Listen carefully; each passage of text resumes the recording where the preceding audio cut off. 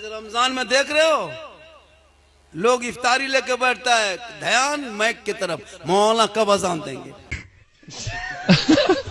हम ही लोग से पूछता है झारखंडी बाबा आज के बजे इफ्तारी करेंगे, बोला 8 बजे कर लो। कैलेंडर में नहीं देखता। मगरिब इफ्तारी लेके बैठे और मैक से अजान की आवाज सुनोगे तब इफ्तारी करोगे। हो सके मगरिब के टाइम में मौलाना बेहोश हो जाए तब। अब फजर में सहरी के टाइम में जब तक अजान नहीं होगी तब तक सहरी करेंगे, ये क्या दस्तूर है।